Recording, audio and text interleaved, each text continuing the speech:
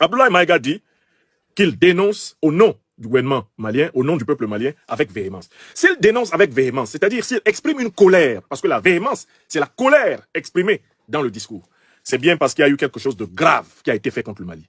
Mais qu'est-ce qui a été fait de grave contre le Mali? Il nous dit, le rapport de l'ONU sur les événements du 27 au 31 mars 2022 souffre de 3 insuffisances qui sont même des tares, des insuffisances qui sont des abominations. Quelles sont ces insuffisances? 1. C'est un rapport biaisé. Un rapport biaisé, c'est-à-dire un rapport qui rend compte des événements en les tordant au profit de l'impérialisme et du néocolonialisme occidentaux et au détriment du peuple malien. Un rapport biaisé, quelque chose qui est de biais, c'est quelque chose qui est tordu, c'est quelque chose qui est penché. Or, un véritable rapport doit être un rapport objectif, un rapport orthogonal, un rapport juste. Là, c'est biaisé, c'est un rapport tordu. Et vous reconnaissez bien dans le biais la forme du serpent. La logique serpentine du néocolonialisme, de l'impérialisme occidentaux, c'est que il ne s'exprime jamais, le néocolonialisme et l'impérialisme, il ne s'exprime jamais de manière claire. Ils s'expriment en biais. Ils arrivent de manière tortueuse. D'accord? Deuxième élément, deuxième abomination commise par ce rapport, c'est un rapport fictif. En quoi est-il fictif? Mais parce que c'est un rapport qui parle de faits qui n'ont pas eu lieu. En fait, c'est un roman. C'est un roman présenté comme rapport de droit politique international. La fiction, c'est l'invention d'un récit qui n'a rien à voir avec la réalité. Donc, un récit complètement imaginaire. Donc, le gouvernement du Mali reproche à l'ONU d'inventer des faits, mais des faits imaginaires, des faits qui ont surgi du cerveau des manipulateurs planqués à l'ONU et qui veulent, comme il le dira plus loin, tout faire pour instrumentaliser les droits de l'homme, instrumentaliser la MINUSMA pour déstabiliser le Mali et le maintenir sous le contrôle du néocolonialisme et de l'impérialisme. Récit fictif, car ne correspondant à rien de ce qui s'est vraiment passé. Troisième élément, c'est un rapport qui est non normé, qui ne respecte pas les normes internationales. Et la démonstration qui va suivre dans la communication du gouvernement malien est une démonstration qui va établir, 1, que c'est un rapport biaisé, 2, que c'est un rapport fictif, 3, que c'est un rapport qui n'obéit pas aux normes. C'est-à-dire que quand une organisation internationale comme l'ONU rédige un rapport qui va jusqu'à engager par des accusations la responsabilité d'un gouvernement, d'une armée, d'un pays, cette organisation doit prendre la peine de respecter les normes internationales en matière d'enquête. Par exemple, un rapport ne peut pas se baser sur la violation abusive du territoire d'un État pour constituer ses sources contre cet État. Un rapport en droit international qui considère comme une source une information qui a été donnée par des gens qui ont perpétré la violation de la souveraineté territoriale d'un pays. Un rapport de l'ONU qui prend leur information au sérieux est un rapport qui est donc déjà un rapport condamné à ne pas être respecté. Pourquoi? Parce que à partir du moment où on se fonde sur des données qui ont été, nous dit-on, recueillies dans le cadre d'une violation du droit international, ces données elles-mêmes ne sont plus crédibles. Je veux dire, si vous confiez dans une affaire à un voleur le soin, eh bien, de dénoncer le vol, mais c'est que vous ne voulez pas mettre fin au vol. Si vous confiez au voleur, à un très grand voleur, le soin de dénoncer tous les voleurs, est-ce que vous pensez que ça va arriver, puisqu'il ne veut pas se dénoncer lui-même? On ne peut pas confier à un très grand voleur le soin de dénoncer tous les voleurs, puisque le projet de dénoncer tous les voleurs va le conduire à son autodénonciation. On peut quand même supposer qu'il n'est pas aussi bête pour se livrer bêtement. Alors, on ne peut pas dire qu'on fait un rapport de l'ONU en se basant sur des informations qui auraient été obtenues en violant les règles de l'ONU. Il faut pour cela que l'ONU se viole elle-même, pour pouvoir considérer des informations qui lui sont données et qui ont été constituées par la violation de sa charte. Oui, il faut que l'ONU ait perdu la tête pour prendre au sérieux un rapport qui a été fait sur la base de la violation de la charte de l'ONU, qui reconnaît le droit des peuples à disposer d'eux-mêmes, et notamment le principe de la souveraineté territoriale, comme fondement de la paix internationale. Vous voyez? Donc, là, nous sommes dans la deuxième grande idée. Et j'essaie de vous montrer que le docteur-colonel Abdoulaye Maïga, au nom du gouvernement malien, nous administre là un très bel exercice de rationalité et d'affectivité équilibrée. Il dit pourquoi le Mali est en colère, pourquoi le Mali répond avec véhémence. Il donne les 3 raisons. Rapport biaisé, rapport fictif et rapport non respectueux des normes internationales. Et c'est la raison pour laquelle le gouvernement malien avait refusé de s'associer aux experts confus, diffus, touffus, aux experts douteux que l'ONU avait mis sur cette affaire. Le Mali ne s'est pas associé à eux dès lors qu'il a compris qu'ils étaient chargés de biaiser le récit des événements au Mali. Ils étaient chargés d'inventer une histoire abracadabrantesque, une histoire scandaleuse pour salir les forces armées maliennes, salir les alliés russes du Mali, salir le gouvernement malien, salir le président Assimi Goïta. Une fois que les autorités maliennes ont su que c'était cela le projet, elles ont refusé justement de coopérer à une opération d'autodestruction. Et donc, du coup, on peut passer à la troisième grande idée de la communication du porte-parole du gouvernement malien. Quels sont les faits? Qu'est-ce qui s'est vraiment passé du 27 au 31 mars 2022 à Moura? Le docteur-colonel Abdoulaye Maïga nous le rappelle de manière succincte. 1.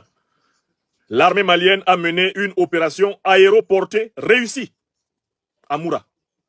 C'est quoi une opération aéroportée? C'est-à-dire que l'armée malienne qui a maintenant renouvelé son vecteur aérien, l'armée malienne a préparé des soldats, les a fait monter dans des avions de guerre, puisqu'elle avait un renseignement par satellite qui lui montrait un rassemblement de terroristes dans la proximité de la ville de Moura. L'armée malienne a programmé une opération aéroportée. Elle a projeté le nombre de soldats qu'il fallait pour encercler les terroristes et les détruire.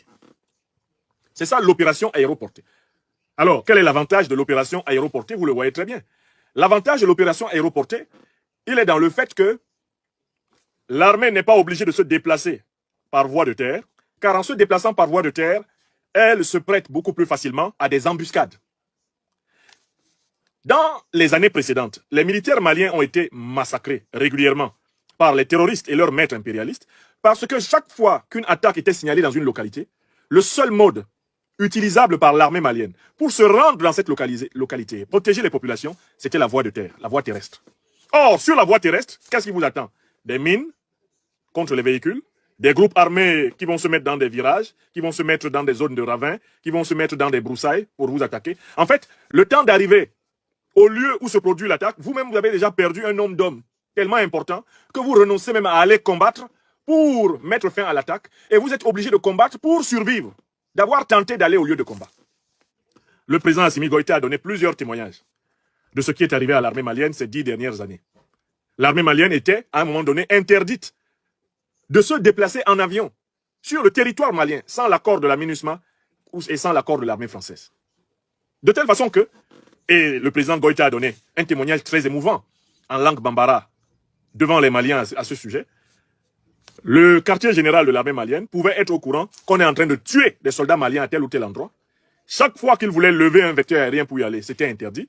Et chaque fois qu'on tentait de convoyer par voie terrestre des militaires maliens pour aller délivrer leurs frères, en fait, le convoi qui allait délivrer, c'était le deuxième groupe de militaires qui se faisait assassiner.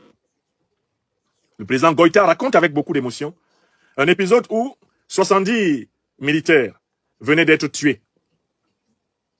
Et l'armée malienne voulait projeter rapidement par voie aérienne, et elle ne possédait à l'époque qu'un seul avion disponible. Elle voulait projeter par voie aérienne des éléments pour ne serait-ce que punir ceux qui venaient de massacrer leurs camarades. Cela lui fut interdit par la MINUSMA, interdit par l'armée française. Ils furent empêchés d'aller soutenir leurs frères qui étaient en train de se faire massacrer. Et au total, on devait ramasser 70 cadavres, 70 morts.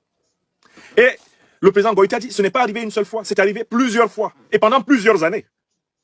Donc cette fois-ci, grâce à son partenariat avec la Russie, avec la Chine, avec la Turquie, l'armée malienne a acquis la capacité de lire l'information à partir des satellites. 2. Elle a acquis une flotte aérienne lui permettant de se projeter en un temps record sur n'importe quelle partie du territoire national malien et d'engager le combat. D'ailleurs, vous avez bien vu que c'est parce que cette flotte aérienne a volé sur Kidal que les terroristes divisionnistes qui tiennent la ville de Kidal ont quand même accepté la visite du ministre chargé de la réconciliation du Mali, le colonel Ismaël Ouagé, pour venir leur dire qu'il faut que le référendum du 18 juin se tienne tranquillement à Kidal. Sans ce vecteur aérien, il n'aurait pas été permis au ministre malien de la réconciliation d'entrer à Kidal avec ses armes et d'aller dire aux responsables de la CMA, il faut que le référendum du 18 juin 2023 se tienne aussi à Kidal, comme partout d'ailleurs au Mali. Donc vous comprenez? Ce qui s'est passé à Moura, c'est donc que, une fois qu'ils ont été repérés, nous dit le gouvernement malien, une opération aéroportée a été organisés, ils ont été parfaitement encerclés et ils ont été parfaitement détruits. Bien sûr, aussitôt après, puisque des cris d'orfraie échappaient de partout dans la presse de la France-Afrique pour dire qu'il y a eu un massacre de civils, le gouvernement a ouvert une enquête. Immédiatement ouvert une enquête. Et cette enquête est en cours. Du coup, la question du ministre d'État, Abdoulaye Maïga, est la suivante. Mais comment l'ONU peut-elle nous demander d'ouvrir une enquête sur l'enquête qui est en cours? Oui, c'est ça la question. Comment l'ONU peut-elle demander au gouvernement malien d'ouvrir une enquête sur l'enquête qui est en cours? Ça s'appelle l'art d'enfoncer des portes qui sont déjà ouvertes. Le gouvernement du Mali enquête sur l'affaire. Sur les allégations de violation de droits humains, l'enquête est en cours. Alors, pour qui se prend l'ONU? Pour demander à un État souverain qui est déjà en train d'enquêter sur ses affaires, bon, pour qui se prend l'ONU pour demander à cet État d'enquêter sur son enquête? Et ceci me permet de me souvenir de quelque chose. C'est une conférence qui a été délivrée en 2003, si je ne m'abuse, par l'ancien président sud-africain, le grand héros Nelson Mandela. Nelson Mandela a fait une remarque qui est très intéressante et qu'on doit sans cesse refaire, que ce soit à l'ONU ou aux dirigeants des grandes puissances occidentales. Écoutons ce que Mandela a dit ce jour-là. Écoutons ce que Nelson Mandela l'administration territoriale et de la dette. Ce que Nelson Mandela a dit ce jour-là est très important.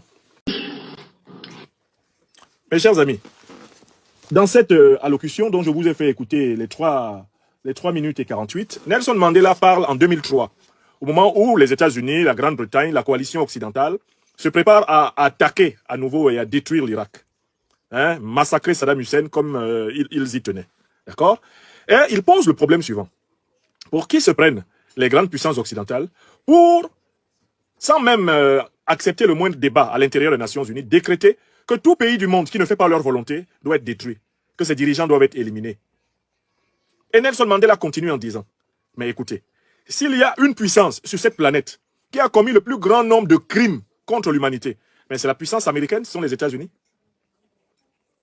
Et il donne l'exemple de ce que les États-Unis ont fait au Japon, alors que le Japon était en train de battre en retraite sur tous les fronts. Le Japon avait déjà perdu la guerre.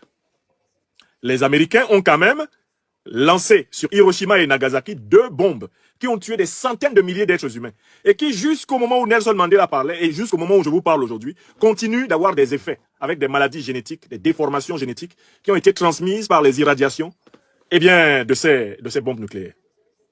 Mandela dit, mais pour qui se prennent les puissances occidentales pour ne pas respecter les principes de l'ONU, mais vouloir les appliquer selon leur point de vue au reste du monde? Et donc, c'est ça qui est important ici, et c'est cela la source de la colère, de la véhémence du gouvernement malien. Le 2 poids, 2 mesures.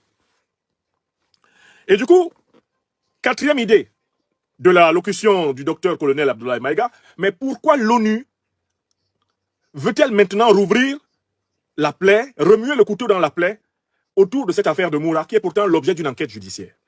Réponse du gouvernement malien, l'ONU participe à la déstabilisation du Mali. L'ONU participe à la perturbation de l'ambiance politique au Mali, parce que l'ONU ne veut pas voir réussir le scrutin référendaire du 18 juin 2023. Le Mali est clair là-dessus. Qu'est-ce qui amène l'ONU à vouloir à tout prix fragiliser le gouvernement? Qu'est-ce qui amène l'ONU à vouloir à tout prix déverser une infamie injustifiée sur le gouvernement, sur l'armée malienne? C'est bien parce qu'il y a un événement de taille qui arrive au mois de juin prochain. Les Maliens, les Maliennes sont invités à voter au référendum pour la nouvelle constitution, laquelle est une étape essentielle avant les élections générales de 2024 et notamment à partir de février-mars, l'élection présidentielle. On voit très clairement que l'ONU sort ce rapport biaisé, fictif et non normé pour en réalité troubler les préparatifs du référendum. On voit que l'ONU a choisi la déstabilisation du Mali et non pas sa stabilisation. Car en fait, à 1 mois à peu près d'un référendum aussi important, une organisation internationale qui serait au service de la paix et de la sécurité ne chercherait pas à agiter ce genre de rapport biaisé, fictif et non normé. Une organisation qui serait au service de la paix n'écrirait pas ce genre de rapport. Le Mali révèle donc publiquement que l'intention des Nations Unies est une intention nocive. En tout cas, ceux qui ont rédigé ce rapport, et lequel a été permis par le secrétaire général des Nations Unies, ont pour intention de déstabiliser le Mali. Cinquième idée. Le docteur-colonel Abdoulaye Maïga, ministre d'État, porte-parole du gouvernement malien, souligne que le constat judiciaire qui a été fait, notamment à partir du 9 avril 2022, par le parquet de Mopti, qui s'est rendu sur place à Moura, ce constat a établi ceci. Il y a eu affrontement entre l'armée malienne et la Katiba Massina. Il y a eu des morts par projectile dans le cadre de cet affrontement. C'est-à-dire, mort par projectile. Cela signifie mort sous les bombardements de l'armée, mais également mort par balle, parce que les projectiles, ce sont les bombes et les balles. Bon. Les personnes qui ont été retrouvées mortes sont des personnes qui ont été tuées par des projectiles. Et je rappelle qu'il y a eu des morts du côté malien, du côté de l'armée malienne. Donc il y a eu des morts par projectiles, il y a eu des morts. Deuxième chose, la majorité des personnes qui ont été retrouvées mortes à l'issue du combat étaient des personnes adultes de sexe masculin. C'est-à-dire qu'il n'y avait pas d'enfants là-bas. Ce n'était pas une affaire d'enfants. C'était des adultes essentiellement de sexe masculin. Ça, c'est la deuxième chose. Troisième élément extrêmement important. Le combat a opposé les forces armées maliennes avec la Katiba Massina. La Katiba Massina, qu'est-ce que c'est? Il faut qu'on sache ce que c'est que la Katiba Massina. La Katiba Massina, c'est une branche de Al-Qaïda au Maghreb islamique, Al-Qaïda au Sahel. N'est-ce pas?